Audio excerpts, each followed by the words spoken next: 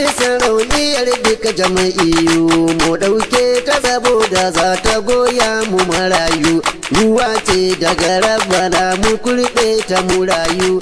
Abin alfaharin ƙasar mu kowa ya rike ta. Atiku ya ce ba mu yi wa kanmu adalci ba a matsayinmu na 'yan Najeriya da ke son ganin zaman lafiya da kwanciyar hankali ya samu a ƙasar nan. Muddin muka yi shiru game da abubuwa marasa daɗi da ke ci gaba da faruwa a sassa da dama.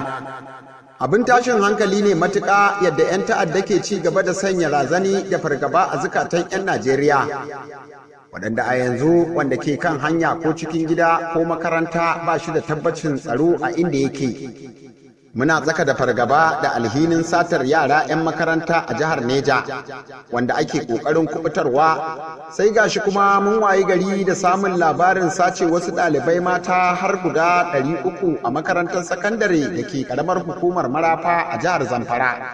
Atiku ya ce lokaci ya yi da za mu kawar da batun siyasa ko ɗora laifi kan wani. Mutunkari wannan ƙalubale da ke neman hallaka mu muna cikin gidajenmu. Wannan al'amari da ke faruwa babbar barazana ce ga ɓangaren ilimi a Najeriya, domin ana jefa fargaba a tsakanin iyayen yara. Wannan ba batu ne na siyasa ba, ba batu ne na ɓangaranci ba, a'a batu ne na makomar ilimin ƙasa da tsaron al'ummarta.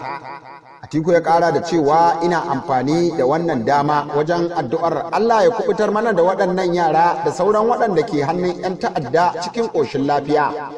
Ina addu'ar samun ƙwarin gwiwa da nasara ga jami'an tsaronmu, kada wannan ya sanya gwiwarsu ta yi sanyi. Sannan ina kira ga al'umma da su ci gaba da sanya idanu da kai rahoton duk wani abu da ba su amince da shi ba ga jami'an tsaro.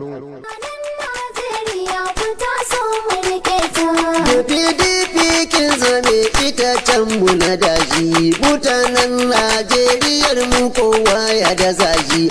Musa a gidajen mu maganin mai mana gaji, muna miki addu'ar mijin da zai kyautata mata. PDP jami'a ta a